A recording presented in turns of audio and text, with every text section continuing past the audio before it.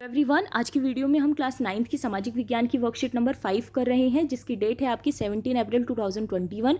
आज की वर्कशीट में हम पार्ट 1 फ्रांसीसी क्रांति कर रहे हैं। ठीक है, इस चैप्टर को हम आगे कंटिन्यू कर रहे हैं। अब तक के 4 भागों में हमने ये देख लिया। लास्ट की जो वर्कशीट थी उसमें हमने पढ़ा था कि जो रॉबेस्पियर था उसके काल को आतंक का राज कहा जाता था, क्योंकि अगर रॉबेस्पियर की कोई बात नहीं मानता था तो वो क्या करता था, उसको मरवा देता था। ठीक है, अब रॉबेस्पियर का जब काल खत्म हो जाता है, जब उसका राज खत्म हो जाता है, तो उसके बाद का जो टाइम पीरियड है वो हम इस वर्कशीट में देखेंगे, जिसका टाइम पीरियड है आपका 1794 से लेकर 99, जिसे उदार गणतंत्र कहा जाता है। ठीक है, नेशनल कन्वेंशन ने एक संविधान का निर्माण करके कार्यपालिका का उत्तरदायित्व 5 सदस्यीय निदेशक मंडल या डायरेक्टरी को सौंपा। तो उसके बाद जो नेशनल कन्वेंशन होता है, रॉबेस्पियर के बाद जो आते हैं, उन लोगों ने संविधान का निर्माण किया और कार्यपालिका का जो उत्तरदायित्व था, उसका जो कार्य था, वो 5 सदस्यीय यानी कि 5 सदस्यों वाली निदेशक मंडल, जिसे डायरेक्टरी भी कहा जाता था, ठीक है, उसको सौंपा। नेशनल कन्वेंशन के बाद फ्रांस में डायरेक्टरी का शासन शुरू हुआ, जिसका टाइम पीरियड 1795 से 99 तक था। आपको याद रखना है कि डायरेक्टरी का शासनकाल कितने सालों तक का था, तो 1795 से लेकर 1799 तक चला था। ओके, डायरेक्टरी का यह शासन अव्यवस्थित और कठिनाइयों से भरा रहा। संचालक मंडल को सशस्त्र सेनाओं के नियंत्रण एवं सेनाध्यक्षों की नियुक्ति, फ्रांस की ओर से संधि करने या युद्ध करने के अधिकार प्राप्त थे। संचालक मंडल के सामने सबसे प्रमुख समस्या है, जो संचालक मंडल था उनके सामने सबसे प्रमुख समस्या किस किस चीज़ की थी? युद्ध की समस्या थी। डायरेक्टरी के सदस्य जो थे, उसमें जो सदस्य रखे गए थे बच्चों, वो अनुभवहीन थे, यानी उनके पास किसी तरह का अनुभव नहीं था। ये बिल्कुल भी व्यवस्थित नहीं था, कोई भी इसकी प्लानिंग नहीं की गई थी। इसके अलावा वो अयोग्य थे, यानी इसके लायक नहीं थे, और इसके अलावा वो बहुत ज़्यादा भ्रष्ट थे। ठीक है, बस अपने बारे में सोचते थे। डायरेक्टरी के शासनकाल में तरह तरह की गड़बड़ी फैली, बेकारी बढ़ी। ठीक है, लोगों के पास कोई काम धंधा नहीं था, बहुत से जो व्यापार थे वो ठप हो गए, क्योंकि किसी को भी किसी तरह का अनुभव ही नहीं था। जो मेन है, जो गवर्नमेंट में है, अगर उसको कुछ करना नहीं आएगा, उसको कुछ पता ही नहीं होगा, तो जो पूरी शासन व्यवस्था है वो तो खराब हो ही जाएगी ना। तो यही चीज़ उस टाइम पे फ्रांस में हो रही थी। ठीक है, और विदेश नीति भी कमजोर रही। ऐसी स्थिति में फ्रांस की जनता का ऐसे नेतृत्व की आवश्यकता महसूस कर रही थी जो देश के अंदर और बाहर शांति स्थापित कर सके। तो ऐसे टाइम पे जो फ्रांस था, ठीक है, वो बहुत चरमरा गया था, और उसको एक ऐसे व्यक्ति की आवश्यकता थी जो कि फ्रांस को अंदर से भी संभाल सके और बाहर की तरफ से, क्योंकि इनकी जो विदेश नीति थी वो भी खराब हो चुकी थी। ठीक है, तथा विदेश शक्तियों को परास्त कर सके, क्योंकि बाहर के देशों से भी बहुत सारे आक्रमण हो रहे थे। तो अभी फ्रांस को क्या था? सुरक्षा की ज़रूरत थी। इस काल में नेपोलियन प्रथम, आपको याद करना है, इसी टाइम पे डायरेक्टरी के बाद ही नेपोलियन का काल आता है फ्रांस में। इस टाइम पे नेपोलियन प्रथम ने सैन्य विजयों द्वारा फ्रांस के सम्मान को स्थापित किया और अंततः डायरेक्टरी के शासन का अंत कर सत्ता पर नियंत्रण स्थापित किया। तो उसके बाद डायरेक्टरी को खत्म करके कौन आ जाता है? नेपोलियन प्रथम आ जाता है। ठीक है, उसके बाद है 1799। उसका जो डायरेक्टरी का शासन पीरियड था वो कितना था बच्चों? 1795 से 1799, और इसका जो शासनकाल है उसको हम पढ़ेंगे 1799 से 1814। ठीक है, पुण्य राजतंत्र की ओर कैसे? पहले लुई 16 था, उसके टाइम तक क्या चला था? राजतंत्र चला था। राजतंत्र यानी राजा का शासन चला था। अब दोबारा से जो फ्रांस है वो कौन सी गाड़ी पे आ गया था?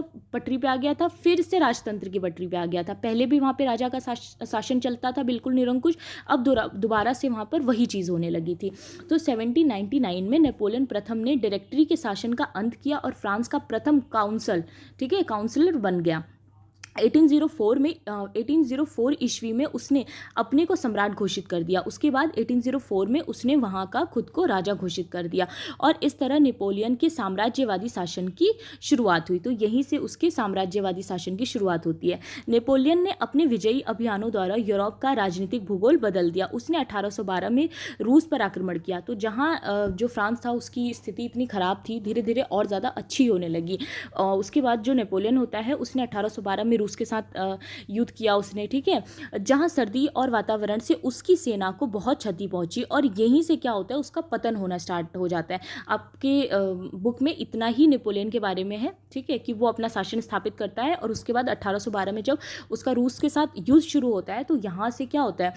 उसकी बहुत ज़्यादा क्षति होती है, उसका बहुत ज़्यादा नुकसान होता है, और यहीं से उसका पतन, ठीक है, वो होना शुरू हो जाता है। 18 जून 1815 में वाटरलू का युद्ध, आपको ध्यान रखना है बच्चों 18 जून को 1815 में वाटरलू का युद्ध होता है, ठीक है। इस युद्ध में अंतिम पराजय के पश्चात नेपोलियन को सेंट हेलेना में बंदी बना लिया गया। इस युद्ध में क्या होता है, जो नेपोलियन होता है वो हार जाता है और इसके बाद 1821 में उसकी मृत्यु हो गई। फ्रांस की सिविल संहिता नेपोलियन प्रथम द्वारा 1804 में फ्रांस में लागू की गई। इसे नेपोलियन कोड भी कहते हैं। तो फ्रांस में नेपोलियन ने कुछ नियम दिए थे जिसे नेपोलियन कोड के नाम से जाना जाता है। तो आपको एक तो ये शॉर्ट में क्वेश्चन याद रखना है कि वाटरलू का युद्ध कब हुआ था, तो 18 जून 1815 में हुआ था। और दूसरा आपको नेपोलियन कोड की बातें याद रखनी है कि नेपोलियन कोड या संहिता में क्या क्या चीज़ें थी, ठीक है। इस संहिता को बनाने में पुरातन एवं नवीन कानूनों का समन्वय किया गया था। इस संहिता में क्या क्या चीज़ें थी, फर्स्ट जैसे कि जन्म के आधार पर दिए गए विशेषाधिकार बंद कर दिए गए। जैसे पहले जन्म के आधार पर विशेष अधिकार दिए जाते थे, जो बड़े कुल में है उसको विशेष अधिकार दिया जाता था, छोटे कुल के लोगों को बहुत से अधिकार नहीं मिलते थे, तो इस चीज़ को खत्म कर दिया गया। इसके अलावा इसके तहत धर्म की स्वतंत्रता प्रदान की गई तथा इसमें कहा गया कि सरकारी नौकरी यानी जो गवर्नमेंट जॉब होगी वो उनको मिले जो सर्वाधिक योग्य है, जो उसके लायक हो, ठीक है, उसको ही मिलेगी। ऐसा नहीं कि वो इस धर्म का है तो उसको दे दिया जाए या वो बड़े कुल का है तो उसको दे दिया जाए। ये सारी चीज़ें वहाँ पर ख़त्म कर दी गई।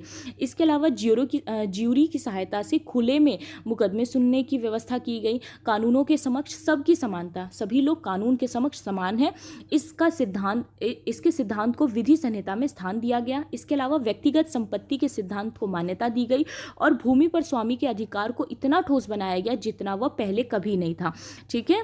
इसलिए छोटे किसान नेपोलियन के समर्थक थे, क्योंकि जो नेपोलियन था उसने क्या किया, उसने भूमि पर स्वामी के अधिकार को बहुत ज़्यादा मजबूत बना दिया। अगर ये किसी की ज़मीन है तो वो उसकी ही रहेगी, उससे आसानी से छीनी नहीं जा सकती। इसीलिए जो छोटे किसान थे वो नेपोलियन को बहुत ज़्यादा सपोर्ट करते थे। तो आपको ये सारे पॉइंट याद रखने हैं बच्चों कि उसने जन्म के आधार पर जो विशेष अधिकार मिलते थे उसे ख़त्म कर दिया, सबको समान अधिकार दिया, ठीक है, ये सारी चीज़ें। इसके अलावा ज़मीन पर ठोस अधिकार बना दिया। तो नेपोलियन प्रथम की कानून संहिता उसका स्थायी कार्य सिद्ध हुआ। नेपोलियन ने स्वयं इस कानून संहिता के महत्व को स्वीकार करते हुए कहा था, मेरा वास्तविक गौरव मेरी 40 युद्धों की विजय में नहीं, मेरी विधि संहिता है।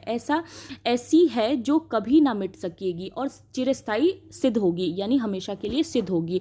उसके बाद अब आपके क्वेश्चन आंसर दिए गए हैं बच्चों। फर्स्ट क्वेश्चन है आपका कि डायरेक्टरी के शासन में क्या क्या कठिनाइयाँ थी। तो आप इसका आंसर यहाँ से लिखेंगे कि डायरेक्टरी के शासन काल में संचालक मंडल के सशस्त्र सेनाओं के नियंत्रण एवं सेना अध्यक्ष की नियुक्ति करनी थी।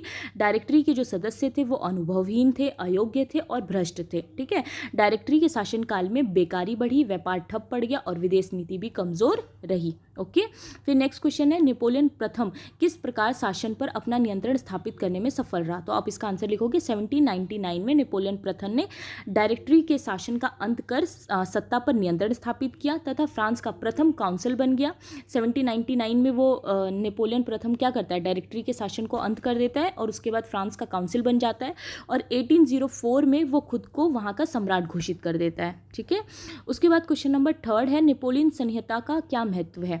तो आप इसमें ये लिख सकते हो कि 1804 की नागरिक संहिता, जिसे आमतौर पर नेपोलियन की संहिता के नाम से जाना जाता है, जिनमें जन्म पर आधारित विशेषाधिकार समाप्त कर दिए थे, उसने कानून के समक्ष बराबरी और संपत्ति के अधिकार को सुरक्षित बनाया था।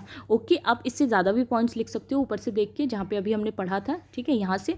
फिर लास्ट क्वेश्चन है नेपोलियन संहिता में दिए गए किन कानून और प्रावधानों को आप भी अपने लिए महत्वपूर्ण मानते हो और क्यों। तो ये आप अपने अकॉर्डिंग भी लिख सकते हो, जैसे कि जन्म के आधार पर विशेषाधिकार को खत्म कर दिए गए, ये बहुत अच्छा था कि ठीक है, किसी को भी जन्म के आधार पर विशेषाधिकार नहीं दिए जाने चाहिए। इसके अलावा सरकारी नौकरी उन्हें ही मिले जो सर्वाधिक योग्य हो, ठीक है, ये भी ठीक है। इसके अलावा कानून के सामने यानी कानून के समक्ष सभी लोग क्या होने चाहिए, समान होने चाहिए, चाहे वो किसी भी वर्ग का हो, किसी भी कुल का हो, हर एक व्यक्ति कानून के समक्ष समान होना चाहिए, ठीक है। तो ये थी आज की आपकी वर्कशीट। आई होप आपको अच्छी लगी हो। Thank you so much.